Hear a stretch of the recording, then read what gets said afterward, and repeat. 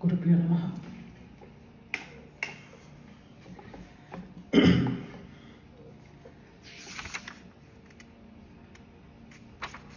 So last time the Raja and the merchant, they come to the Rishi and ask him why they are perturbed like this. Okay, now we will see Rishi's answer. The meaning of the answer you will get it on Thursday, but at least now you will see the answer. Rishiruvacha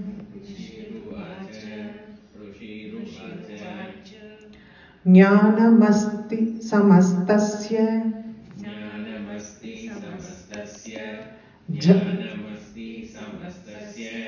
Jantor Vishaya Gochare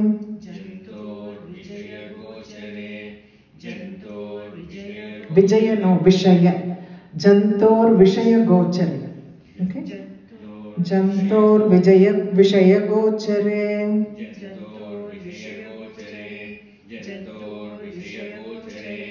Jnanamasti samastasya Jantor Vishaya Gochare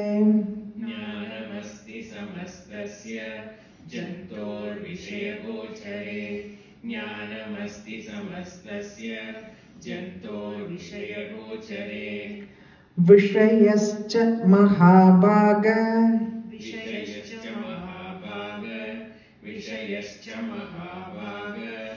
Yati Chaivam Pratak Pratak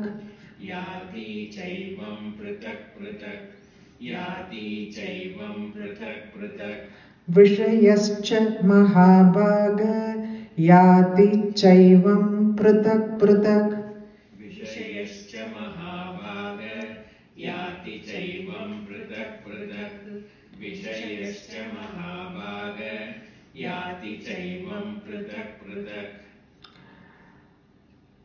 The Jnanam, what Raja was thinking, because he is a superior being, he is Godhead. I mean, both of them are from the higher planes of society. So he was thinking like, we both were Jnanis. Rishi, the first line itself, he kind of tells him the truth. Like every being in this world has got Jnana for the survival. Samastasya jantor vishi. Every being in the world, every living being in the world.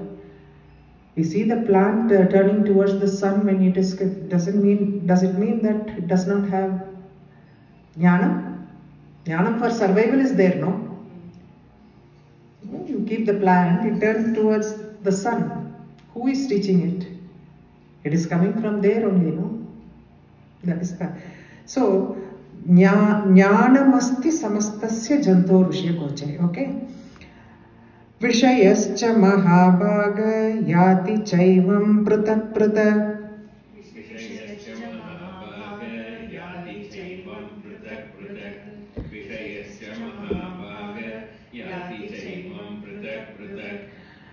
Divandha prani nakechid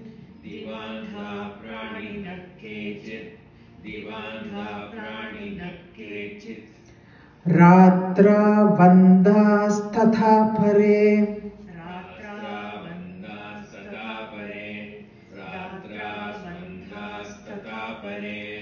Divandha prani nakechid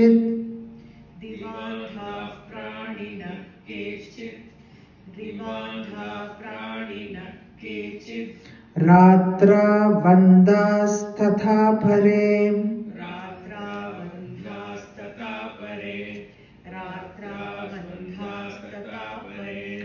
Divandha prani nakechit Ratra vandas tatha pare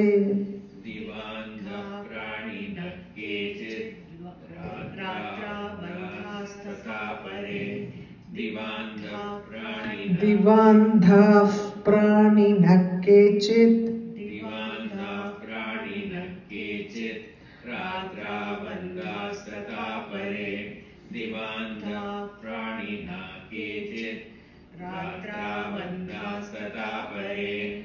केचिद्दिवा तथा रात्रौ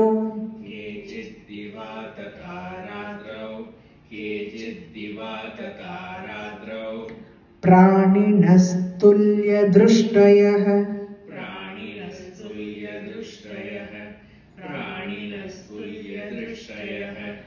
केचिद्दिवा तथा रात्रौ प्राणिनस्तुल्यदृष्टयः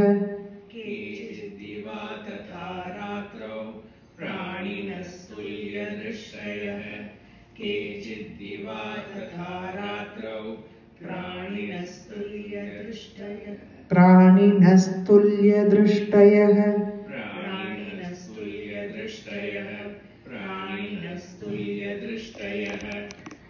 ज्ञानिनो मनुजाः सत्यम्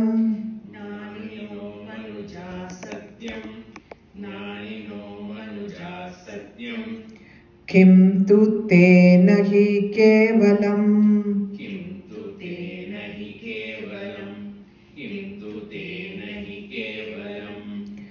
ज्ञानिनो मनुजाः सत्यम् किं तु तेन हि केवलम्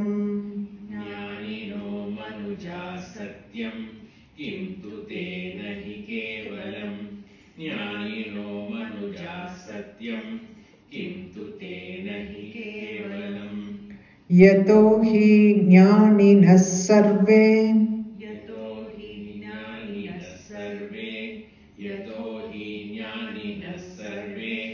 पशु पक्षी मृगादयः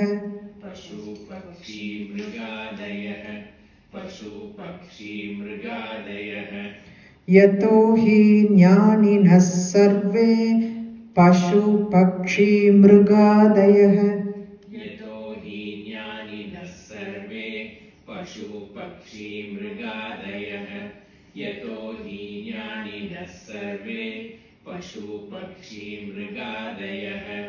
ज्ञानं च तन्मनुष्याणां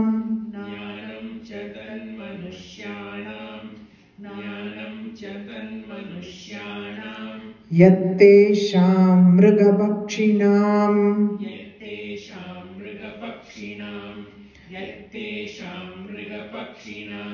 ज्ञानं च तन्मनुष्याणां यत्तेषां मृगपक्षिणां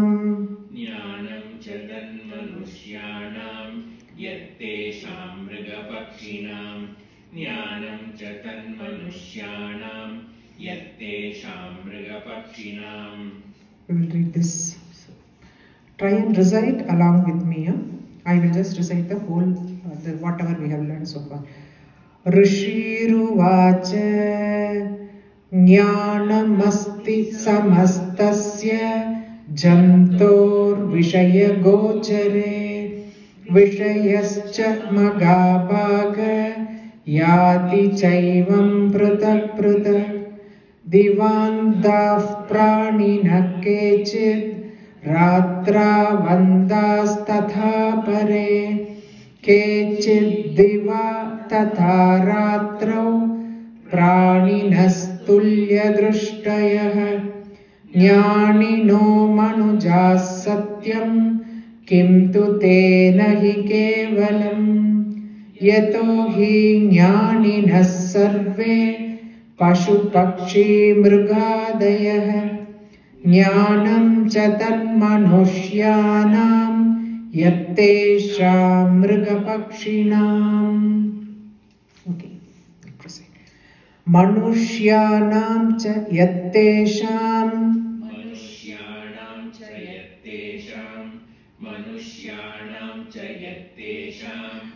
तुल्यमन्यत्तथोभयोः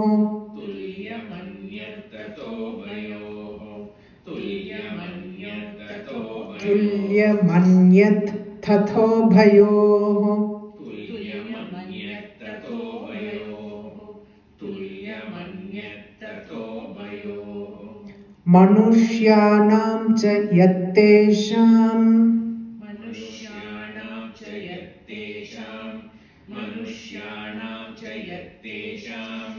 तुल्यमन्यत्तथोभयोः तुल्यमन्यत् तथोभयोः मनुष्याणां च यत्तेषां तुल्यमन्यत् तथोभयोः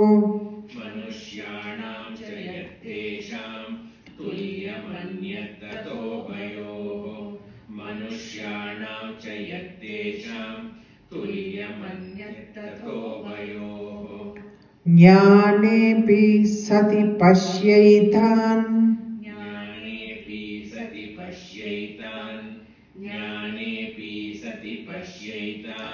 पतङ्गान् चावचञ्चुषु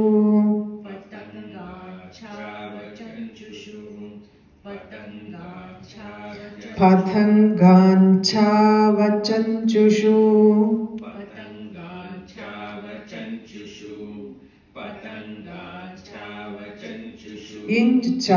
inch that is nya inch kakagaganya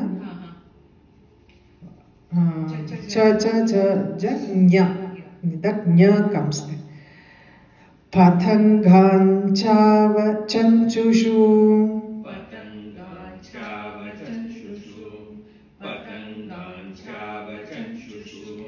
ज्ञानेऽपि सति पश्यैतान् पतङ्गान् चावचञ्चुषु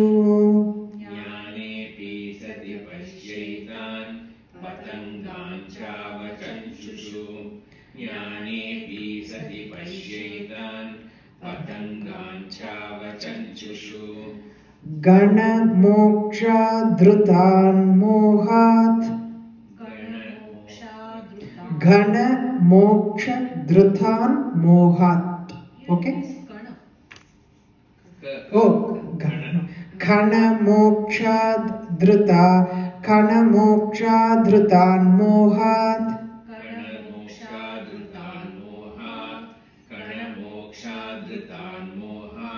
पीड्यमानानपि क्षुधा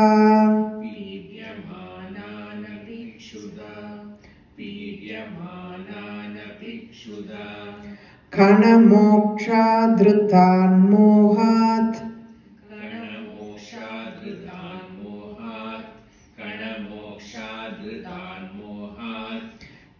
पीड्यमानानपि क्षुधा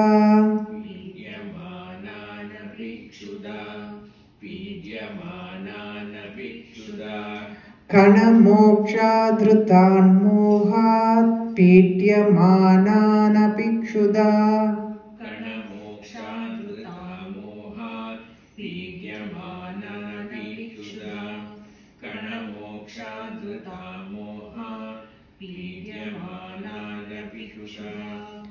मानुषा मनुजव्याघ्र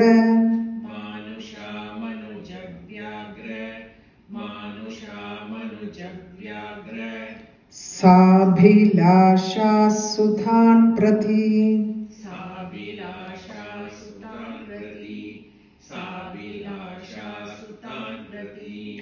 मानुषा मनुजव्याघ्र साभिलाषा सुतान् प्रति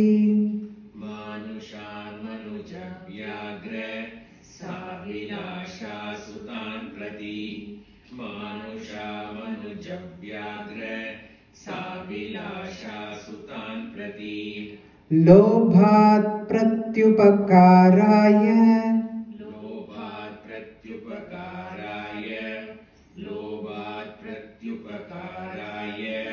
नन्वेतान् किं न पश्यसि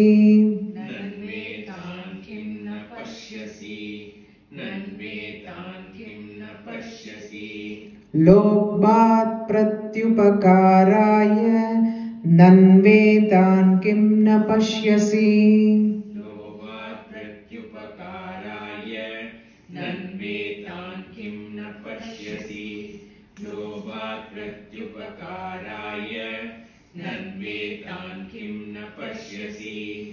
तथापि ममतावर्ते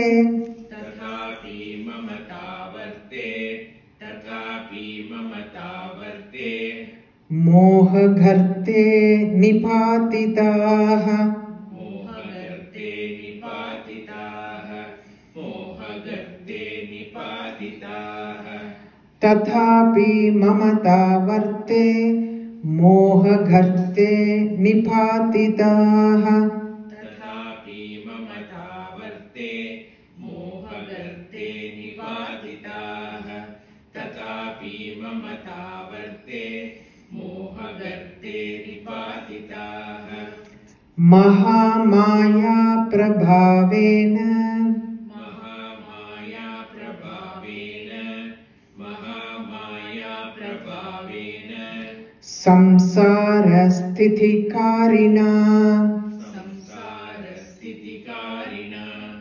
संसारस्थितिकारिणा महामाया प्रभावेण संसारस्थितिकारिणा महामाया प्रभावेन संसारस्थितिकारिणा महामाया प्रभावेन संसारस्थितिकारिणा तन्नात्र विस्मयकार्यो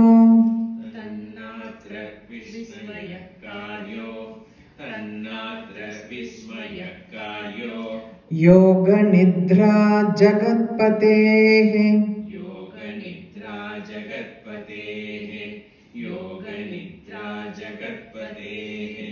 तन्नात्र विस्मयकार्यो योगनिद्रा जगत्पतेः तन्नात्र विस्मयकार्यो योगनिद्रा जगत्पतेः तन्नात्र विस्मयकार्यो योगनिद्रा जगत्पतेः महामाया हरेश्चैषा महामाया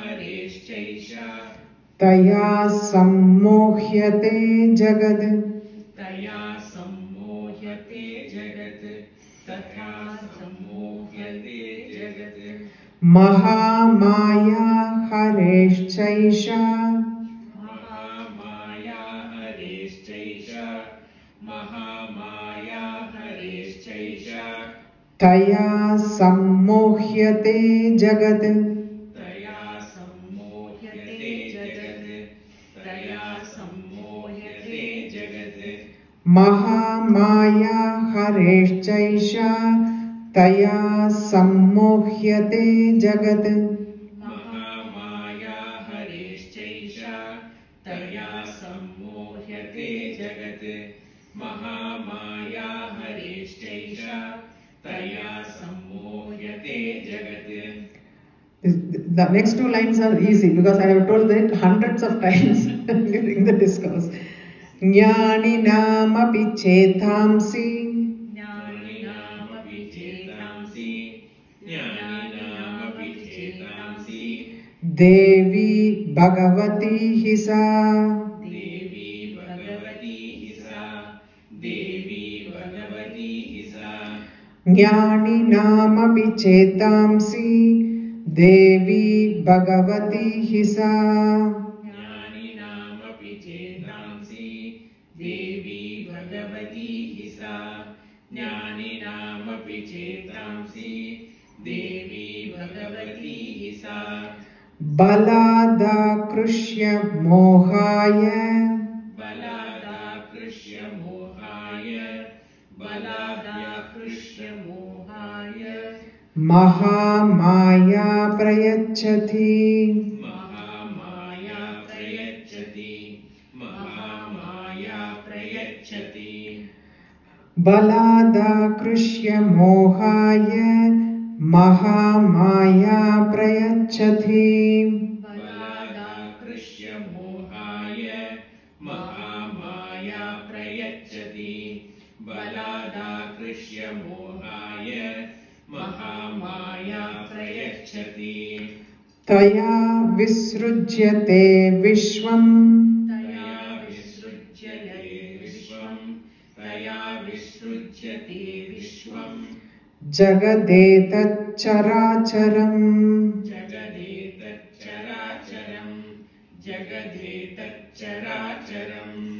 तया विसृज्यते विश्वं जगदेतच्चराचरम् तया विसृज्यते विश्वं जगदेतच्चराचरम् तया विसृज्यते विश्वं जगदेतच्चराचरम् Jagadeetacharacharam. Jagadetha. Okay? Jagadetacharacharam. We'll recite this page.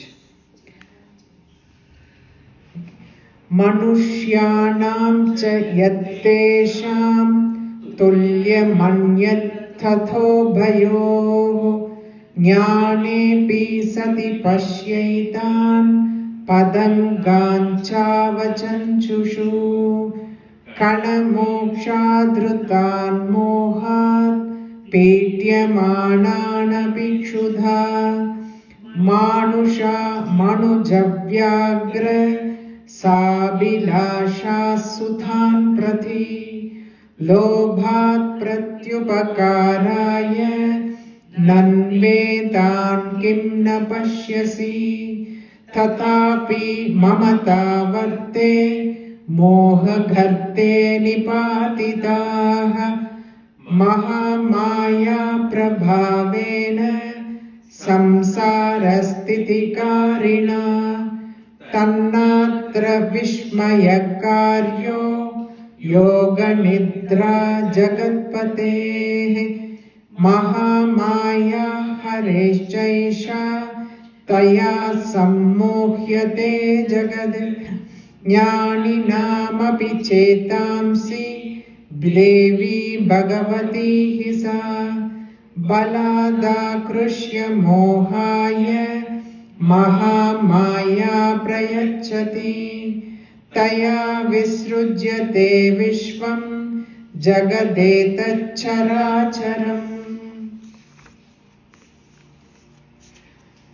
सैषा प्रसन्ना वरदा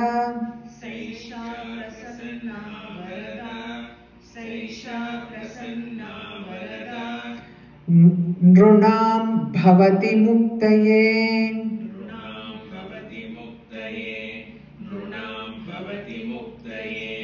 सैषा प्रसन्ना वरदा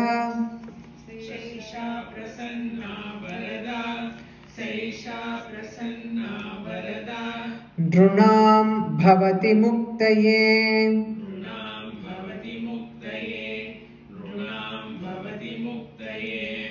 सैषा प्रसन्ना वरदा नृणां भवति मुक्तये सैषा प्रसन्ना वरदा नृणां भवति मुक्तये सैषा प्रसन्ना वरदा नृणां भवति मुक्तये सा विद्या परमा मुक्तेर् सा विद्या परमा मुक्तेर् सा विद्या परमा मुक्तेर् हेतुभूता सनातनी हेतुभूता सनातनी हेतुभूता सनातनी सा विद्या परमा मुक्तेर् सा विद्या परमा मुक्तेर् सा विद्या परमा मुक्तेर् हेतुभूता सनातनी हेतुभूता सनातनी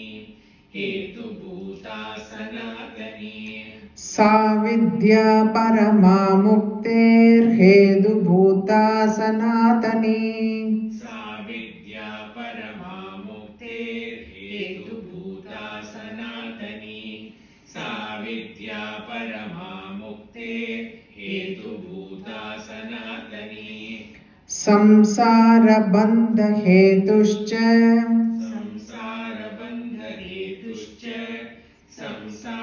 संसारबन्धहेतुश्च सैव सर्वेश्वरेश्वरी सैव सर्वेश्वरेश्वरी सैव सर्वेश्वरेश्वरी संसारबन्धहेतुश्च सैव सर्वेश्वरेश्वरी संसारबन्धहेतुश्च सैव सर्वेश्वरेश्वरी संसारबन्धहेतुश्च Sarveshwareswari. So just he gave an introduction about Mahamaya, how she was. Immediately Raja get very curious. Who is this Devi Mahamaya? How she came? Why she came? Then he understands that he doesn't know something which he feels he had so much of jnanam. Suddenly he understands that he doesn't know something. So he is very curious. Rajovacha Bhagavan ka hi sa devi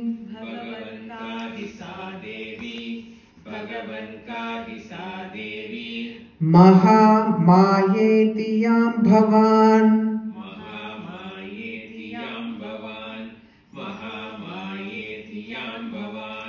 Bhagavan ka hi sa devi Maha Mayetiyam Bhavan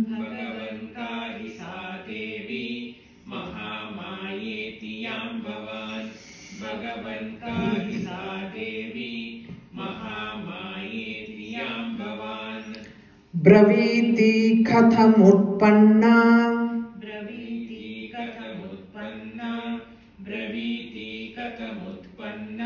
Sa karmasyascha kim dvijah Dvija, not Dvija, Dvija. He is addressing him, Dvija. Dvija means seer, sage, the twice born, like Brahman. Braviti katham utpanna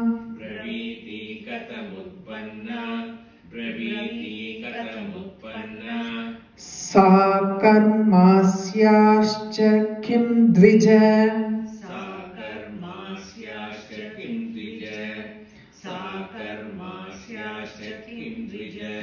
Braviti katham utpanna Sa karmasyascha kim dvija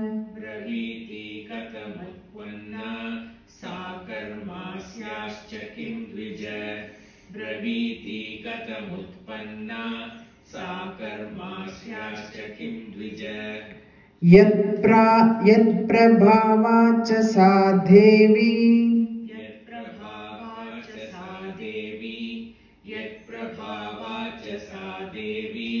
Yat svarupa yadudbhava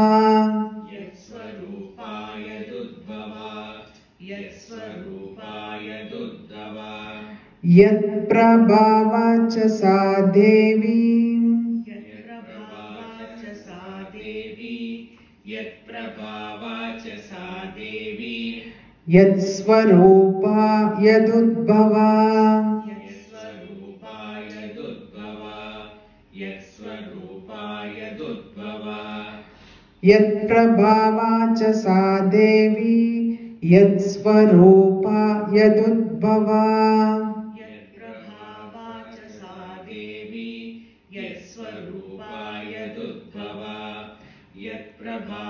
cha sa devi Yat svarupa yadudbhava Yadudbhava Tat sarvam shrotumicchami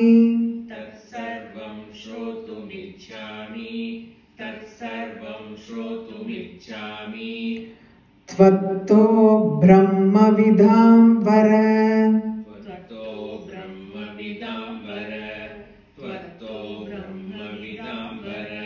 Brahmavid is the one who has attained the knowledge of Brahma. Brahmavid, they are called as Brahmavid, okay? Tat sarvam shrotumicchami Tvatto brahmavidam vara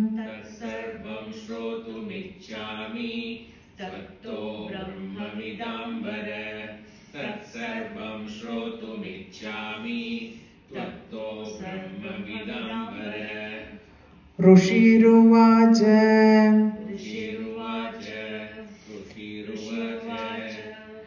Nityaiva sa jaganmurtis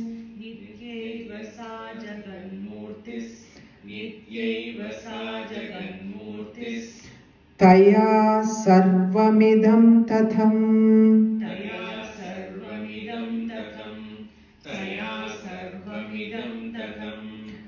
नित्यैव सा जगन्मूर्तिस्तया सर्वमिदं तथम् नित्यैव सा जगन्मूर्तिस्तया सर्वमिदं ततम् नित्यैव सा जगन्मूर्तिस्तया सर्वमिदं ततम् तथापि तत् समुत्पत्तिर्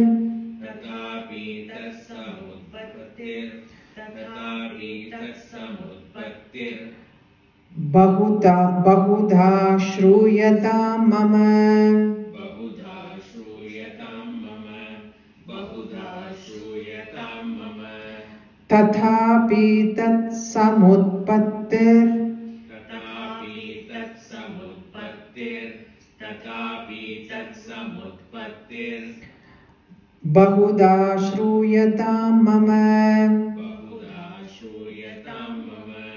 बहुधा श्रूयतां मम तथापि तत् समुत्पत्तिर् बहुधा श्रूयतां मम तथापि तत्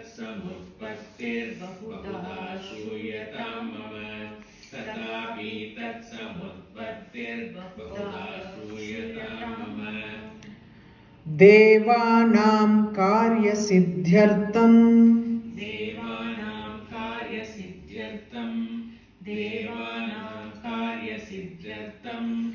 आविर्भवति सा यदा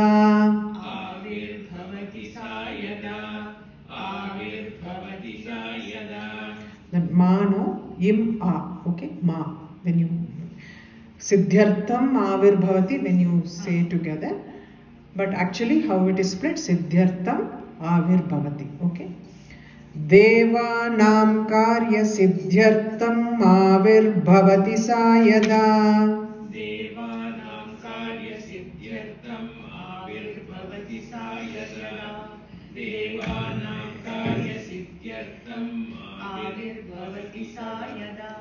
okay this page we will see saisha prasanna varada nrunam bhavati muktaye sa vidya parama mukter hetu bhuta sanatani samsara bandha hetuscha saiva sarveshwareshwari rajovacha Bhagavan kahi sa devi mahamayeti yam bhavan braviti kathamutpanna sa karmasyascha kim dvija yat prabhavacha sa devi yat svarupa yadudbhava tat sarvam shrotumichchami Tvatto brahmavidam vara Roshiruvacha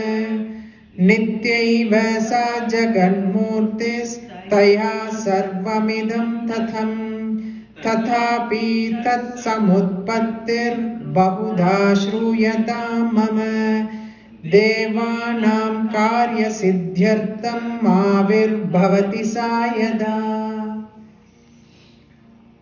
उत्पन्नेति तदा लोके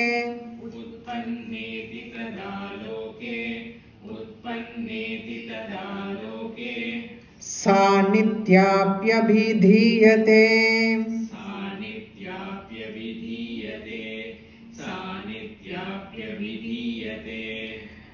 उत्पन्नेति तदा लोके सा नित्याप्यभिधीयते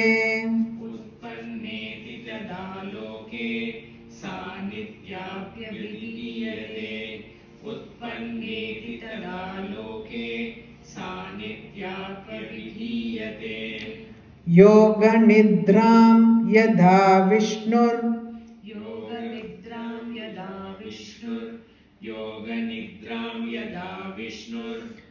जगत्येकार्णवीकृते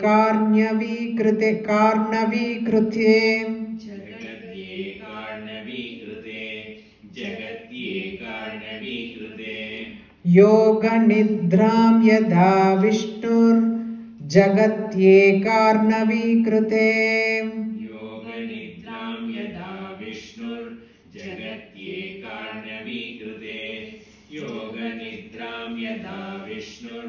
जगत्येकार्णवीकृते आस्तीर्यशेषमभजत् आस्तीर्यशेषमभजत् कल्पान्ते भगवान् प्रभुः कल्पान्ते भगवान् प्रभुः कल्पान्ते भगवान् प्रभुः After one kalpam, when world is dissolved into water,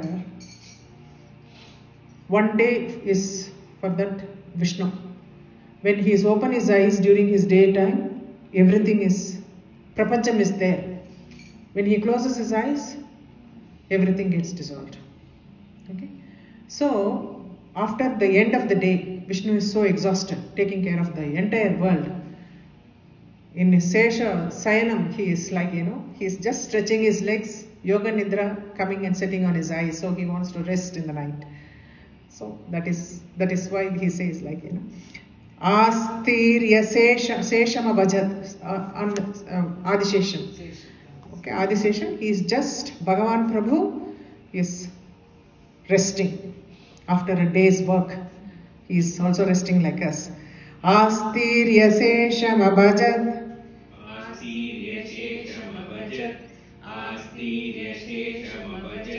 Kalpante Bhagavan Prabhu. Kalpante Bhagavan Prabhu. Kalpante Bhagavan Prabhu. Astirya Sesham Abhajat Kalpante Bhagavan Prabhu. Astirya Sesham Abhajat Kalpante Bhagavan Prabhu. Astirya Sesham Abhajat Kalpante Bhagavan Prabhu.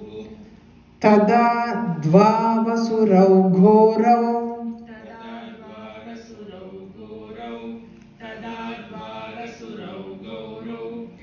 Vikhyatau Madhukaitabhau.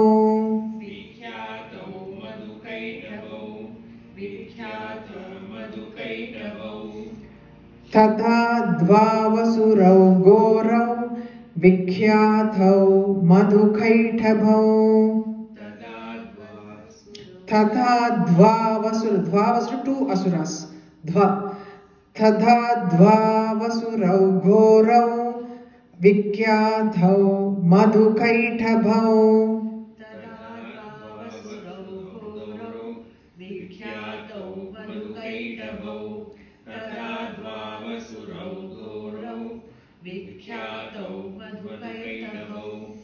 Vishnu Karnamalodbhutau.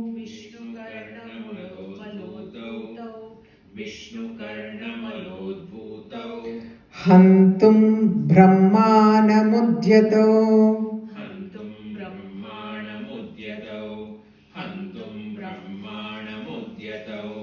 Vishnu Karnamalodbhutau. Hantum Brahmanamudyatau.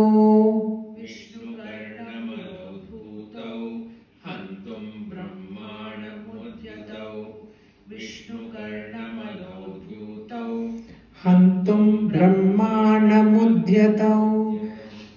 Sanabi Kamale Vishnu.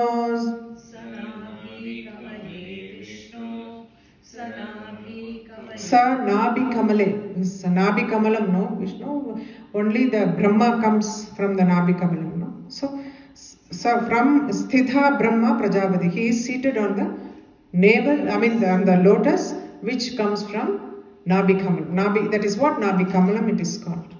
From Vishnu's Nabi, what comes that Kamalam, Brahma is seated on that. Sa Nabi Kamale Vishnor.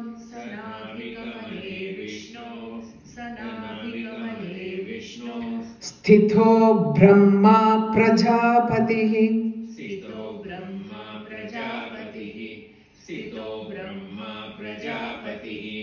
Sanabi Kamale Vishnor. Sthito Brahma Prajapatihi.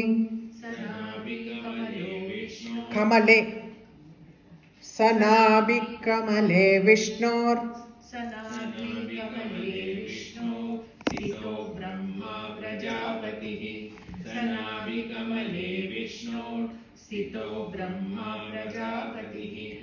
Drishtva तावसुरौ चोग्रौ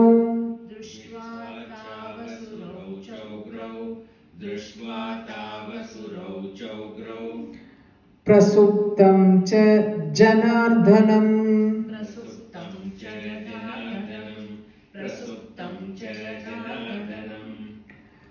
दृष्ट्वा तावसुरौ चोग्रौ प्रसुप्तं च जनार्दनम्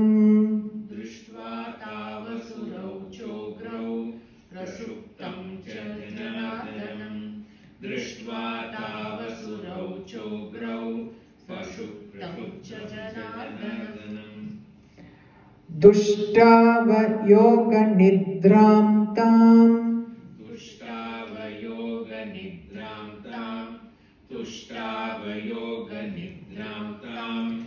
एकाग्रहृदयस्थितः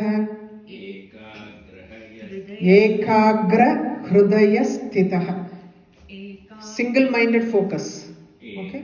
See, keeping yoga nidra in his hridayam with one-minded focus, he prays to her.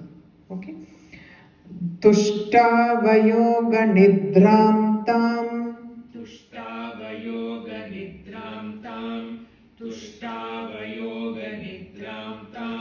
ekagra hridayasthitah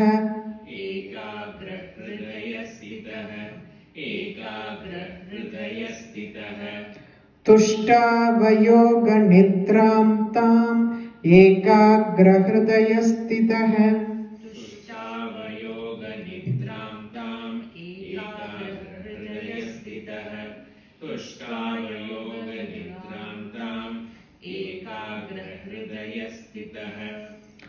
विबोधनार्थाय हरेर्.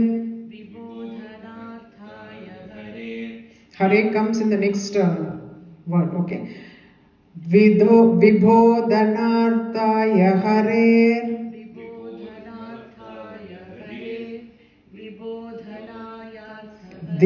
Vibodhanarthaya Hare.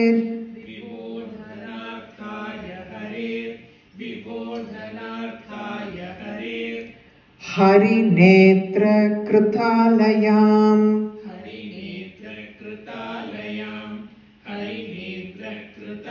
He is just praying to Brahma is praying to Yoga Nidra to protect me. Please, this only Hari can kill Madhukaitava.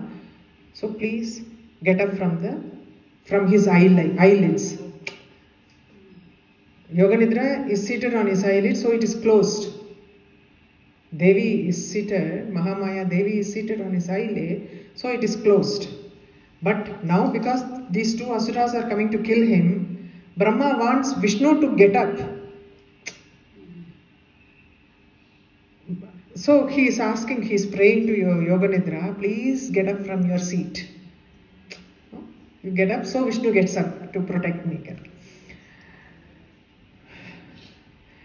Vibodhanarthaya Hare Hari Netra Kritalayam.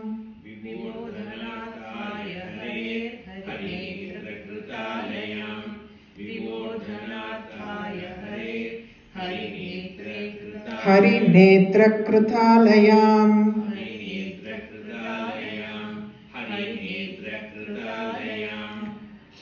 So now he is praising her, so she gets up, like coaxing her to get up, like Vishveshwarim Jagadhatrim.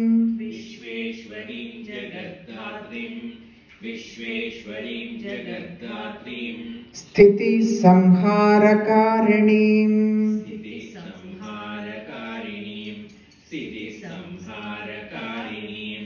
Vishveshwarim Jagadhatrim Sthiti Samharakaarinim.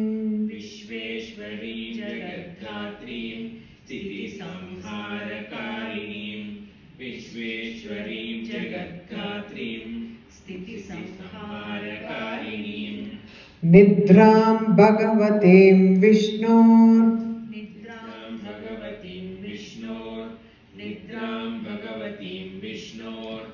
Atulam Tejasaf Prabhu. atulam tejasah prabhuः. Atula means incomparable. You cannot be compared to anything. Atula. Tula means you compare, like weighing scale. You compare the weight. Atula means incomparable. Nidram Bhagavadim Vishnor Tejasah Prabhu. Nidram Bhagavatim Vishnor atulam tejasah prabhuः. Nidram Bhagavatim Vishnor atulam tejasah prabhuः. We will stop with this today because next Brahma Stuti starts in the next line. And we will first read this page and then go through the entire thing, whatever we have learned.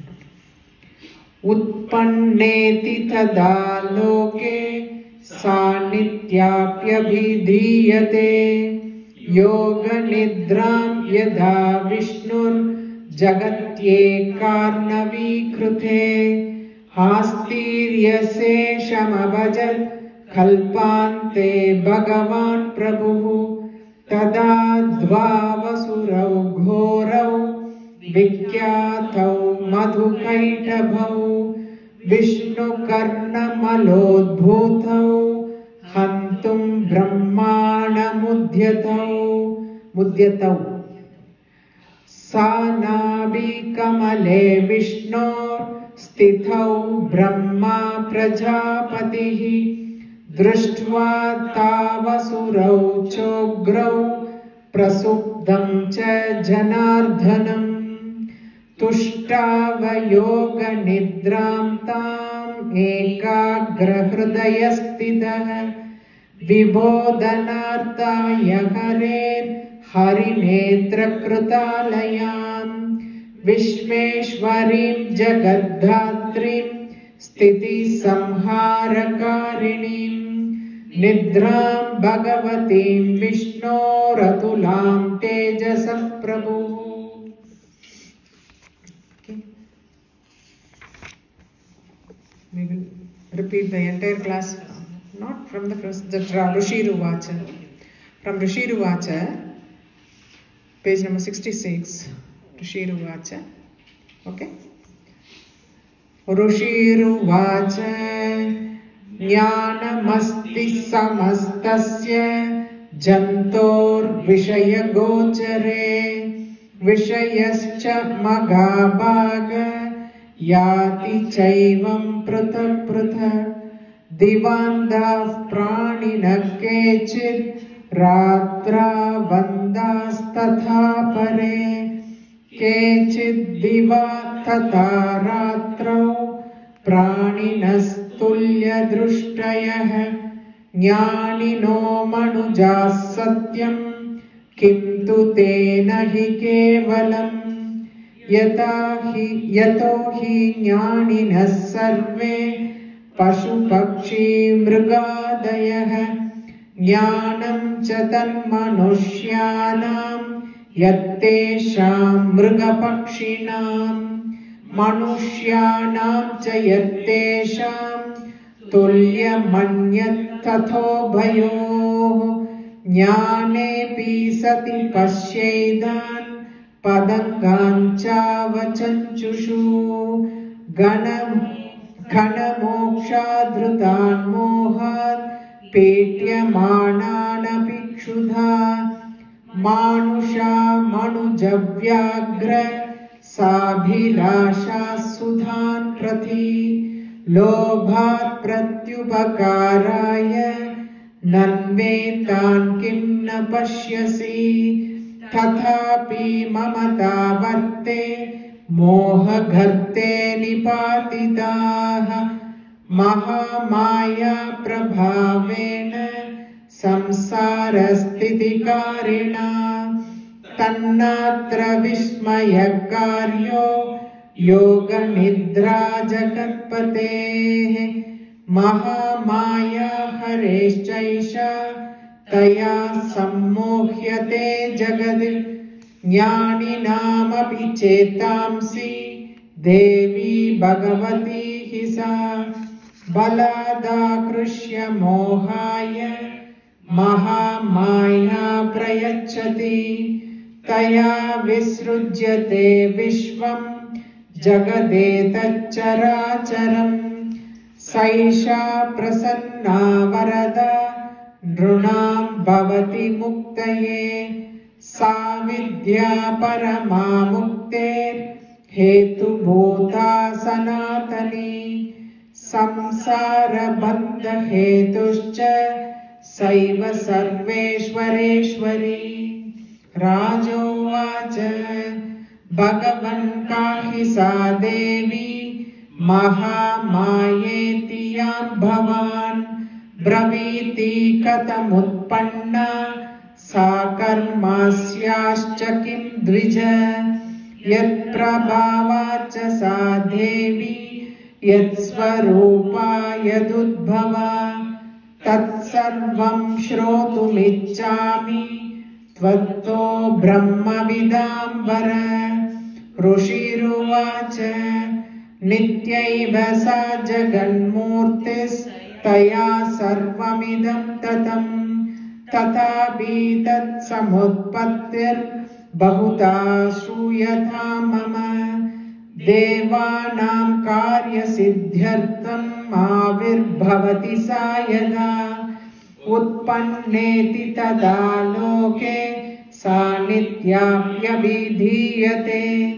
योगनिद्रां यदा विष्णुर्जगत्येकार्णवीकृते आस्तीर्यशेषमभजत् कल्पान्ते भगवान् प्रभुः तदा द्वावसुरौ घोरौ विख्यातौ मधुकैटभौ विष्णुकर्णमलोद्भूतौ हन्तुं ब्रह्माणमुद्यतौ सनाभिकमले विष्णोर्स्थितो ब्रह्मा प्रजापतिः दृष्ट्वा तावसुरौ चोग्रौ प्रसुप्तं च जनार्दनम् दुष्टुष्टावयोगनिद्रां तामेकाग्रहृदयस्थितः विबोधनार्थाय हरिनेत्रकृतालयां विश्वेश्वरीं जगद्धात्रीं स्थितिसंहारकारिणीं निद्रां भगवतीं विष्णोरतुलां तेजसः प्रभुः।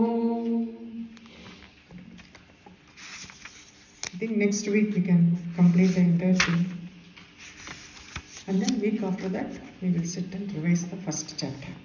Okay? We'll stop with this today. Guru Purnama.